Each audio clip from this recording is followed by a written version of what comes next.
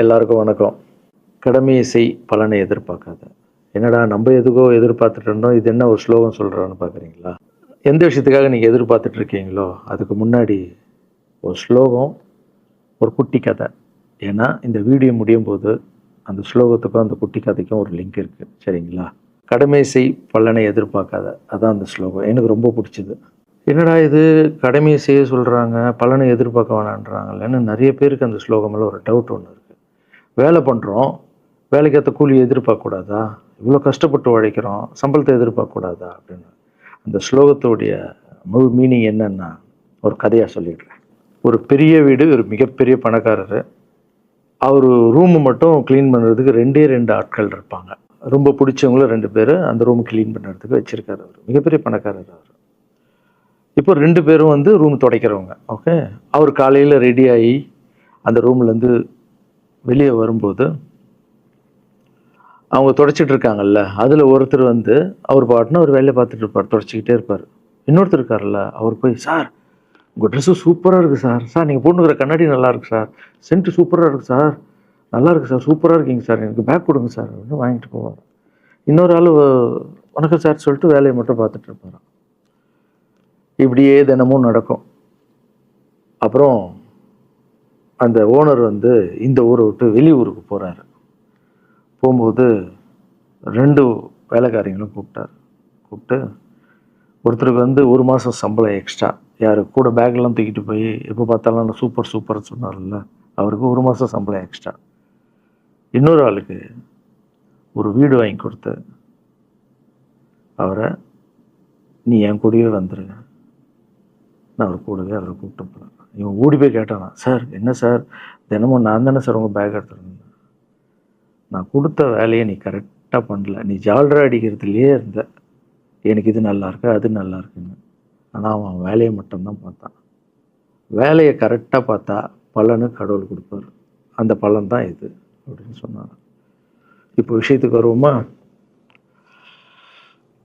திருச்சி கிழக்கு தொகுதி. இன்றைக்கி நான் என்ன முடிவு சொல்கிறேன் இதுதானே. நான் திருச்சி கிழக்கில் நிற்கணுன்னா நான் முதல்ல அரசியலுக்கு வரணும். நான் அரசியலுக்கு வரேனா இல்லையான்றதை சொல்கிறேன். அரசியல் எப்படி என் வாழ்க்கையில் வந்ததுன்னு சொல்கிறேன். உங்களுக்கு நல்லா தெரியும், என் வீட்டில் குழந்தைங்கள வளர்த்துக்கிட்டு நான் பாட்டுன்னு சோஷியல் சர்வீஸ் பண்ணிகிட்டு இருந்தேன். மாற்றுத்திறனாளிக்கு டான்ஸ் சொல்லி கொடுக்குறது, ஓப்பனர் சர்ஜரி பண்ணுறது, பசங்களை படிக்க வைக்கிறது, ஸ்போர்ட்ஸு எல்லாத்துலேயும் என்னால் முடிஞ்ச வரைக்கும் பண்ணுவேன். என்னால் முடியல மற்றவங்கிட்ட கேட்டு பண்ணிகிட்டு இருந்தேன். இந்த டைமில் தான் ஜல்லிக்கட்டுன்னு ஒன்று வருது. ஒரு சில விஷயம்லாம் ஃபாஸ்ட்டாக சொல்லிடுறேன், உங்களுக்கு தெரிஞ்ச விஷயந்தான். ஜல்லிக்கட்டுன்னு ஒன்று வருது, அதில் நான் போகிறேன், சாப்பாடு போகிறதுக்காக குழந்தைங்களுக்கு போகிறேன். அப்படி நான் அந்த ஜல்லிக்கட்டு நடந்து முடிஞ்ச விஷயம்லாம் உங்களுக்கு தெரியும். அப்புறம் என் மேலே ஒரு தலைவர் விமர்சனம், எதுக்கு தலைவர்னு சொல்லுவாரா, நம்ம அண்ணன் தான், சீமான் அண்ணன் ஒரு விமர்சனம் வைக்கிறாரு. அதுக்கு நான் மறுபடியும் ஒரு ட்வீட் போடுறேன், அவர் ட்வீட் போடுறேன். அப்போ தான் என் வாழ்க்கையில் அரசியல்னு எடுத்து அந்த நுழையுது. நம்ம சாப்பாடு போகிறதுக்கு போகணும், இது என்னடா இவ்வளோ பெருசாக இருக்குது, அந்த ஜல்லிக்கட்டு தான் எனக்கு அரசியலில் உள்ள நுழைஞ்சது, என்னடா இவ்வளோ பெருசாக இருக்குது அப்படின்னு. அப்படியே போச்சு. அதே தலைவர் தான், அதே சீமான் தான் ரஜினி சார் அரசியலுக்கு வர்ற மாதிரி பேச்சு அடிபட்ட உடனே அவங்க சைட்லேருந்து பேசுகிறாங்க, தலைவரை பற்றி பேசுகிறாங்க. தலைவர் எனக்கு வந்து ஒரு குரு, என்னை வாழ வச்ச தெய்வம், ஒரு அப்பா மாதிரி, ஒரு அண்ணன், அப்பா எல்லாமே சொல்லலாம். ஸோ அவரை பற்றி அதிகமாக பேச ஒரு முறையும் சூப்பர் ஸ்டாருக்கு ஃபோன் போடுவேன், அண்ணா ரொம்ப ஓவராக பேசுகிறாங்க, டெப்பா கம்முன்னு இருக்கண்ணா, நீ சைலண்ட்டாக இப்படியே ஓரளவுக்கு தான் நம்மளால் பொறுக்க முடியும். அதுக்கப்புறம் ஆடியோ ரிலீஸ் ஃபங்க்ஷனில் என் மனசில் கடலாம் உடச்சி சொன்னேன், அதை நீங்களும் பார்த்துருப்பீங்க, தெரியும். அதுக்கப்புறம் ஒரு ரஜினி சாருக்கு ஒரு ஃபங்க்ஷன் வந்தது, அந்த ஃபங்க்ஷன்லேயும் பேசினேன் இதை பற்றி. உங்களுக்கு தான் தெரியுமா அந்த வீடியோ, யார் ஓட்டப்பந்தயத்தில் ஜெயிக்கிறது, இப்போ கூட அந்த வீடியோ போயிட்டுருக்கு. அதை பேசணும், அது பாட்டு அப்படியே போயிட்டு இருந்தது. அதுக்கப்புறம் பார்த்தீங்கன்னா ரஜினி சார் அரசியலுக்கு வரேன்னு அனௌன்ஸ் பண்ணுறாரு. பண்ணோடனே நான் போய் தலைவரை பார்க்குறேன், என்ன வரீங்களா, நியூஸில் வருது, ஆமாக்கா நான் வரேன் அப்படின்னா பயங்கர சந்தோஷம். ஏன்னா வாழ்க்கையில் ஒளி ஏற்றி வச்சவர், அவர் அரசியலுக்கு வர்றாரு, அவருக்கு சப்போர்ட்டிவாக இருக்கணும் நம்ம. அப்புறம் எல்லாருக்கிட்டையும் போய் நம்ம கேட்டுட்டு இருக்கோம், தலைவர் வந்துட்டாருன்னா எல்லாமே குழந்தைங்களுக்கு இன்னும் நிறைய பண்ணலாம் அப்படின்னு, என்ன நானும் வரேன் அப்படின்னா ரொம்ப சந்தோஷம் அப்படின்னு ஸ்ட்ரெயிட்டாக கிளம்பி நான் ட்ரஸ்ட்டுக்கு வரேன். என்னுடைய ட்ரஸ்ட்டு, என்னுடைய ஃபேன்ஸு எல்லாரையும் கூப்பிட்டு என்னுடைய வெல்விஷர்ஸ் எல்லாரையும் கூப்பிட்டு உட்கார வச்சு தலைவர் அரசியலுக்கு வராரு. புரியுதுங்களா? எனக்கு வந்து எழுத படிக்க தெரியாது, அதான் ஒரு ட்வீட் பண்ணணும், இதெல்லாம் ரெடி பண்ணுங்கன்னு தமிழில் சொல்லிவிட்டு அவங்க ரெடி பண்ணிட்டு இருக்க ஒரு டீம். இன்னொரு டீம் உட்காந்து என்கிட்ட கேள்வி கேட்குறாங்க, தலைவர் அரசியலுக்கு வந்து அவர் வந்து சிஎம் ஆகிடுவார், நீங்கள் வந்து அமைச்சர் ஆகிடுவீங்களாண்ணே, சுகாதாரத்துறை அமைச்சர் தான் நம்ம வந்து ஆப்ரேஷன் நிறைய பண்ணலாம், இன்னொருத்தர் கல்வித்துறை எடுத்தால் நிறைய படிக்க வைக்கலாம். டேய், கடமை செய்யணும், பலன் எதிர்பார்க்கக்கூடாது. சுகாதாரத்துறை அமைச்சர், இது வந்து கல்வித்துறை, இதெல்லாம் படிச்சுங்க வர இடம். அண்ணன் படிக்கலடா. எல்லாருக்கும் படித்த இடத்த போட்டு ஒரே இடத்துல போய் முடங்கி போய் படிப்புனா படிப்பு மட்டும், எல்லாம் கட்சி வளரட்டும், தலைவர் வரட்டும், எல்லா துறையிலேருந்து ஹெல்ப் கேட்டு நல்லா பண்ணுவோம், பெரிய ட்ரஸ்ட்டு கட்டுவோம். இப்போன்னா சின்ன ட்ரஸ்ட்டில் தான் நம்ம இருக்கோம். சின்ன வீட்டில் 60 குழந்தைங்க நீங்கள் இருக்கீங்க, 100 ஏக்கரில் கட்டுவோம். ஊனமுற்றோர்கள் இந்த பக்கம் திருநங்கைகளுக்கு இந்த பக்கம் முதியோர்களுக்கு ஒரு பெரிய ட்ரஸ்ட் கட்டி பண்ணுவோம்டா. சூப்பர்ண்ணா. இன்னொருத்தர் டக்குன்னு அங்கேருந்து, அண்ணா நம்மளை எதிர்த்து பேசின்னு இருக்கார்ல சீமான் அண்ணா, அவருக்கு ஆப்போசிட்டாக எதிர்த்து நில்லுங்கண்ணே அப்படின்னா. அது அரசியல் இல்லை. ஒருத்தர் மேலே கோவத்தால் நம்ம அரசியலுக்கு வந்தால் அது வந்து வெறுப்பு அரசியலாக மாறும். அரசியல்ன்றது மக்களுக்கு நல்லது பண்ணுறதுக்காக வரணும். இப்போ அவரை நான் அழிக்கணும், அவரை நான் ஏதோ ஒன்று செய்யணும்னு அந்த ஆசையில் வந்தேன்னு வச்சுங்களேன், ஆசை என்ன ஆகும், கோபமாக மாறும். கோபத்துலேருந்து என்ன வரும், வார்த்தைகள் தப்பாக வரும். வார்த்தைகள் மட்டும் வராது, தப்பான வார்த்தைகள் வரும். மக்களுக்கு நம்ம மேலே மரியாதை இல்லை, மக்களுக்கு நம்ம மேலே மரியாதை இருக்காது, போயிடும். ஸோ அதால் அரசியலுக்கு வரணும்னா அவரை அழிக்கிற இவழியாக இருக்குது. பதிவை பற்றி பேசுகிறத ஃபஸ்ட்டு விடுங்கடா, ஃபஸ்ட்டு வேலையை பார்ப்போம்டா. நம்ம தலைவர் வரேன்னு சொல்லிட்டாரு, ட்வீட் போடுங்களா அப்படின்னு ட்வீட் போட்டுட்டு அங்கேருந்து போட்டுட்டு வீட்டுக்கு போகிறேன். இங்கே தான் பெரிய ட்விஸ்ட் இருக்குது எனக்கு. வீட்டுக்கு போகிறேன். வீட்டுக்கு போனோன்னா எப்பவும் நான் அம்மா கிட்டே போய் ஒரு விஷயத்த சொல்கிறதுக்கு முன்னாடி ஒரு சர்ப்ரைஸ் ஒன்று பண்ணுவேன். எங்கள் அம்மா கோவில் கட்டுறது கூட, கோவில் கட்டிட்டு ஸ்டாச்சுலாம் ஆர்டர் பண்ண அப்புறம் தான் அந்த ஸ்டாச்சுவே காமிச்சாங்க அம்மாவுக்கு. அதே மாதிரி அரசியல் விஷயத்துலையும் போய் சொல்லலான்னு அம்மாவை கூப்பிட்டு ஃபேமிலியெல்லாம் உட்கார வச்சு, அம்மா தலைவர் அரசியலுக்கு வர்றாரு, சரி கண்ணா, நானும் அரசியல் போடுறேன், இங்கே பரமா ட்வீட் போட்டிருக்கேன் அப்படின்னு. அம்மா முகம் டக்குன்னு மாறிச்சு. மாறிட்டு ஓகே கண்ணா, ஓகே கண்ணா சாப்பிடலாம் அப்படின்னு எழுந்து போயிட்டாங்க. என்ன இப்படி போக மாட்டாங்களே, ஒரு விஷயத்த சொன்னால் சூப்பர் கண்ணான்னு பேசுவாங்கள்ல, 1 hour அதில் இருக்கிற நல்லது கெட்டது எல்லாம் பேசுவாங்க, என்ன போயிட்டாங்க அப்படின்னு ஒரு ஃபீல். சரி, இது உடம்பு சரியில்லை போல, அப்செட்டில் இருக்கான்னு விட்டேன். அப்புறம் 2-3 நாள் அவங்ககிட்ட பேசவே மாட்டுறாங்க. கூப்பிட்டு உட்காரு, என்னம்மா உனக்கு பிரச்சனை, ஏதாவது தப்புன்னா அடின்னா அடிச்சிடுமா, என்னம்மா இப்படி பேசாமல் இருக்குன்னா, இல்லை கண்ணா நீ அரசியல் போனது எனக்கு பிடிக்கல அப்படின்றாங்க. ஏமா அரசியல் போனால் பிடிக்கல? இல்லை கண்ணா, அது ஒரு சாக்கடை, அரசியலுக்கு போகக்கூடாது. அது வந்து பணம் கொடுக்குறாங்க அரசியலுக்கு, ஓட்டு வாங்குறதுக்கு பணம் கொடுத்து தாங்க நான் ஜெயிக்கிறாங்க. அதுக்கப்புறம் ஜாதி இல்லைன்னுவாங்க, ஜாதி இருக்குது, மதம் இல்லைன்னுவாங்க, மதம் இருக்குது. அந்த சாக்கடைக்குள்ளே நீ போகாதப்பா. நம்மளுக்கு வாழ்க்கையை ஒளி வச்சு ஏற்றி வச்சவர் தாங்க நம்ம சூப்பர் ஸ்டார். அவர்கிட்ட என்னை கூப்பிட்டு போப்பா, நான் சொல்கிறேன், அவர் ஒரு ஆன்மீகவாதி, அவரும் அரசியலுக்கு வர வேணாம், இந்த வயசில் அவர் நிம்மதியாக இருக்கட்டும், எதுக்கு அரசியலுக்கு வர, என்னை கூப்பிட்டு போ, அப்பாயின்மெண்ட் வாங்கி கொடுத்துருந்தாங்க. அப்பாயின்மெண்ட் வாங்கி கூட நானும் வேறு கனவுல வந்து மைண்ட் வைஸ், அம்மா நான் சொல்கிறது கேளுமா, நம்ம எத்தனையோ இப்போ வந்து எல்லா குழந்தைங்களுக்கும் ஒவ்வொரு ஸ்டேஜில் போய் கேட்டு தானேம்மா ஹெல்ப் நடக்குது. இப்போது தலைவர் வந்துட்டாருன்னா நம்ம தாராளமாக பண்ணலாம்லம்மா, உன் கையில் எவ்வளோ காசு இருக்கோ அதுக்கு மட்டும் செய், அரசியல் வேணான்னு சொல்கிறேன் அப்படின்னு போயிட்டான். அந்த ஃபேஸ் வந்து அதுக்கப்புறம் அடிதான் நம்மளுக்கு. சரி, இந்த உலகத்தில் அம்மா மீறி பண்ணலாம், ஆனால் நான் உருப்பிட மாட்டேன், எனக்கு நல்லா தெரியும். இந்த உலகத்துலேயே எனக்கு யாருன்னா எங்கள் அம்மா தான். அது அம்மா இல்லை, எங்கள் கடவுள்னே சொல்லலாம், நான் எதிர்க்க பார்க்குற கடவுள்.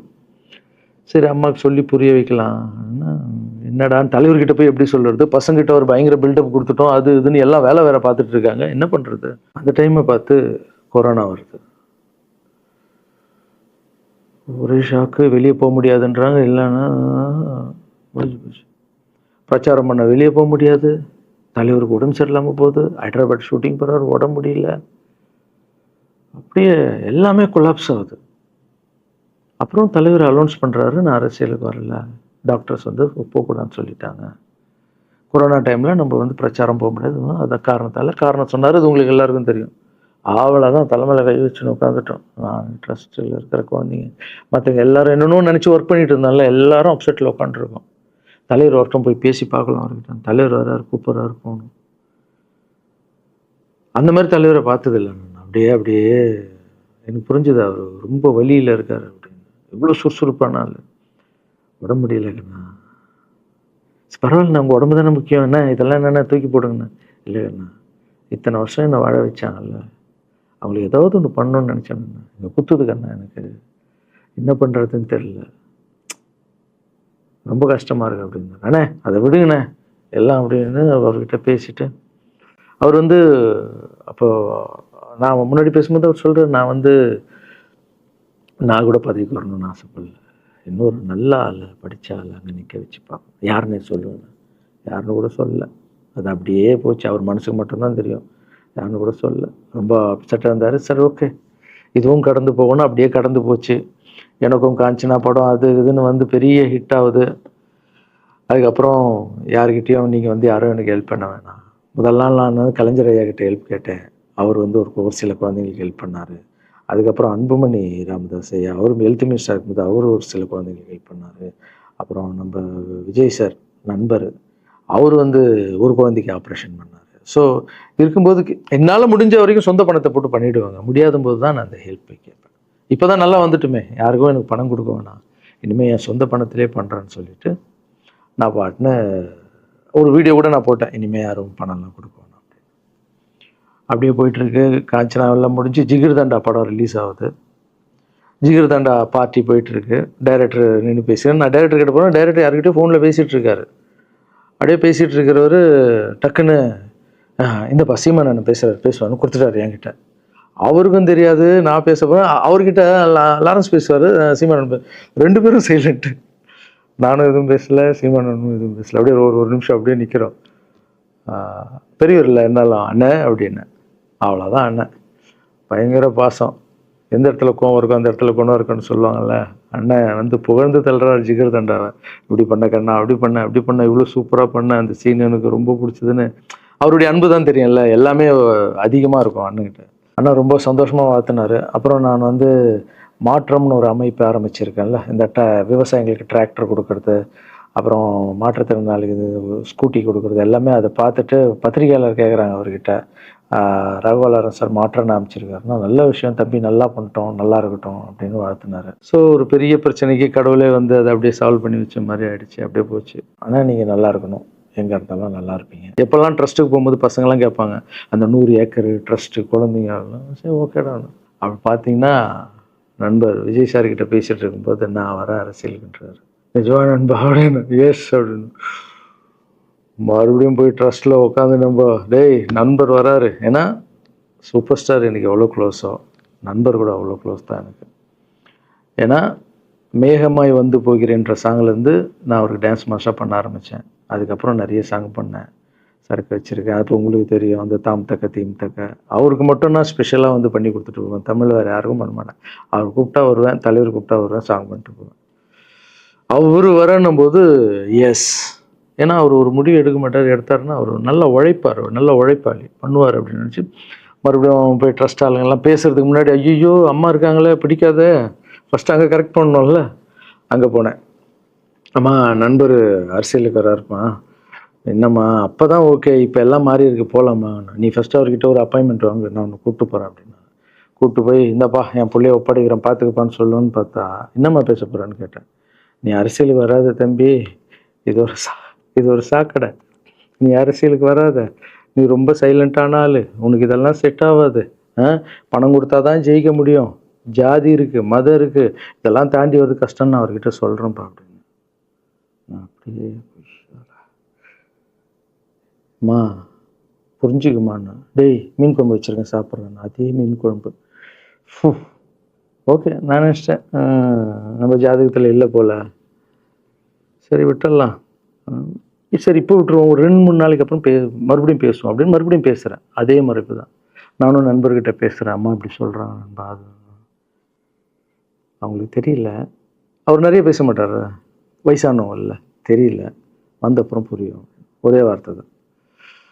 அதுக்கப்புறம் ஃபோனில் கூட்டணி கட்சியெல்லாம் வராது நண்பா, என்னடா யாரும் கூட்டணி கட்சி வரல நண்பா, இது அது நான் எனக்கு ஒருத்தரை பிடிச்சிட்டாங்கன்னா மனசில் பட்டதை எல்லாமே சொல்லிகிட்டு இருப்பேன். அது நல்லதோ கெட்டதோ, என் பழக்கம் அப்படி தான், பிடிக்கலாம் தூரம் ஒதுங்கிடுவேன். அப்படியே போகுது. எலெக்ஷன் வருது, அனௌன்ஸ் பண்ணுறாங்க, எலெக்ஷன் நண்பர் நிற்கிறாரு. ரிசல்ட் அன்றைக்கி டோட்டலாக மாறுது எல்லாமே, அப்படியே தலைக்கீழாக ஆகுது, புரட்டி போடுறாரு சரித்திரத்தை. வேற அம்மா எப்போ முதல்ல தெரிந்து எங்கள் அம்மாவை தான். எனக்கு ரொம்ப ஆசையாயிடுச்சுன்னா எங்கள் அம்மா மேலே அம்மா பேர் கண்மணி. கண்மணி அப்படின்னு தான் கூப்பிட்டு போவேன். எங்கன்னு கூப்பிட்டு போனால் அம்மா கொண்டு என்னடா இவ்வளோ உஷாராக வர, என்ன விஷயம், இங்கே வா உங்ககிட்ட தான் பேசணும். நீ என்னம்மா சொன்ன, பணம் கொடுத்தா தான் ஓட்டு போடுவாங்க, ஜாதி இருக்குது, மதம் இருக்குது, புது ஆளுங்களை வர விட மாட்டாங்க, ஜெயிக்க முடியாது, இதெல்லாம் சொன்னல. நண்பர் ஜெயிச்சிட்டார் பார்த்தியாம்மா. அந்த ஒரே ஒரு முகத்துக்காக ஓட்டு போட்டிருக்காங்க. நம்பிக்கையான ஆள் வந்தால் போடுவாங்கம்மா, நல்லவங்களாம் வரலாமா, புரிஞ்சுக்கம்மா, என்ன விடுமா. இப்போ என்னம்மா சொல்கிற அப்படின்னு கேட்டேன். முதல் முறையாக எங்கள் அம்மா முகத்தில் ஒரு சிரிப்பை பார்த்தேன் நான். ஆமாம் கண்ணா, அந்த புள்ள எல்லாத்தையும் மாற்றிடுச்சு, இவ்வளோ பெரிய வெற்றி அடி வரணும்னு நான் எதிர்பார்க்கலப்பா. ஒரு நல்ல மனுஷன் வந்து பண்ணணும்னு நினச்சா அது முடியுங்கண்ணான்ற நம்பிக்கை எனக்கு வந்திருக்குப்பா அப்படின்னு அம்மா சொன்னான். அப்போ என்ன போயிடலாமா, ஓகேவா அப்படின்னு கேட்டேன். போகண்ணா, நீ நினச்ச மாதிரி பண்ணு அப்படின்னு அம்மா சொன்னோன்னு காலில் சாஸ்தாகமாக வந்தேன். தேங்க்யூ ஸோ மச்மா அப்படின்னு. ரொம்ப ஹாப்பி நான். அம்மா ஓகே சொல்லிட்டாங்க அரசியல் வர்றதுக்கு. இப்போ நான் தாய்க்கு நிகரான்னு நினைக்கிறேன். என் ரசிகர்கள் கேட்குறேன், நான் அரசியலுக்கு வரலாமா? இதை பார்த்துட்டு இருக்கிறவங்களுக்கு, இந்த மக்களை கேட்குறேன், நான் அரசியலுக்கு வரலாமா? அந்த தகுதி எனக்கு இருக்கா? நீங்களும் சொல்லுங்கள். இந்த வீடியோ பார்த்துட்டு இருக்கவங்க கமெண்ட்ஸ் போடுங்க. பசங்களா, இவங்க தான் என்னுடைய 22 வருஷத்தினுடைய உழைப்பு. அரசியலுக்கே வராமல் மக்களுக்கு நான் செஞ்ச சேவை உங்கள் கண்ணு முன்னாடி நிப்பாட்டியிருக்கேன். இப்போ உங்கள் வயசு என்ன? 22 வயசாகுது. ஒரு வயசில் என் கையில் வந்தார் இவர். அந்த ஃபோட்டோவை நீங்களே பாருங்கள். இப்போ 22 வயசு. ஒரு குழந்தைய வளர்க்குறதுக்கு நீங்கள் எவ்வளோ கஷ்டப்படுவீங்க உங்களுக்கு தெரியும்ல. அந்த கஷ்டம் என்னென்னா, ஸ்கூலுக்கு அனுப்புறது ஃபீஸ் கட்டுறதுலேருந்து, உடம்பு சரியில்லாமல் போனான்னு அவன் ஆசைகளை நிறைவேற்றுறதுலேருந்து, ஒரு குழந்தைக்கு அப்படி இருந்தால் 60 குழந்தைங்களை வளர்த்துருக்கேன். எவ்வளோ பிரச்சனை வந்திருக்கேன், எவ்வளோ நோய்கள் வந்திருக்கும், எவ்வளோ நைட் தூங்காமல் வந்திருக்கேன், அதில் எவ்வளோ டிஸ்டர்ப், அதுவும் என் வீட்டில் வளர்த்துருக்கேன். இதெல்லாம் எதுக்கு பண்ணேன்னா, எந்த ஒரு எதிர்பார்ப்பும் இல்லாமல் கடமை செய் பலனை எதிர்பார்க்காதான்ற இந்த வார்த்தை எனக்கு ரொம்ப பிடிக்கும். அதுக்காக செஞ்சுருக்கேன், என் மக்களுக்காக செஞ்சுருக்கேன். ஏன்னா மக்கள் தான் என் படத்தை பார்க்குறாங்க. மக்களால் தான் நான் கார் வாங்குகிறேன், வீடு வாங்குகிறேன், சந்தோஷமாக இருக்கேன். அவங்களுக்கு இந்த சொசைட்டிக்கு நான் ஏதாவது பண்ணணும். அரசியலுக்கு வர்றதுக்கு முன்னாடியே பண்ண விஷயங்கள் பார்த்தீங்கல்ல. 22 வருஷம் உழைச்சிருக்கேன். ஒரு கதை ஒன்று சொன்னேன்ல, 2 வேலைக்காரங்க இருந்தாங்கன்னு. சின்சியராக யாருக்கும் ஜால்ரை அடிக்காமல் எதுவும் பண்ணாமல் என் தொழிலுக்கு தர்மமாக, என் மக்களுக்கு தர்மமாக என்ன பண்ணணுமோ 22 வருஷம் உழைச்சி உங்கள் கண்ணு முன்னாடி நிப்பாட்டிட்டேன். அந்த ஓனர் ஒரு பலன் கொடுத்தார்ல, அந்த ஓனர் யார் தெரியுமா? கடவுள். அந்த கடவுளுக்கு தெரியும் எனக்கு என்ன பலன் கொடுக்கணும். இதுக்கு தான் அந்த கதை லிங்க் ஆகும்னு சொன்னேன். ஸோ நீங்கள் சொல்லுங்கள், நான் அரசியலுக்கு வரணுமா வேண்டாம்? வேண்டாம்னா வேணான்னு சொல்லுங்கள். வாப்பா, வாடாகண்ணா, வா நண்பா, வாங்கண்ணா அப்படின்னு சொல்லுங்கள். என் முடிவை நான் உங்களுக்கு சொல்கிறேன். உங்கள் முடிவுக்காக காத்திருக்கேன்.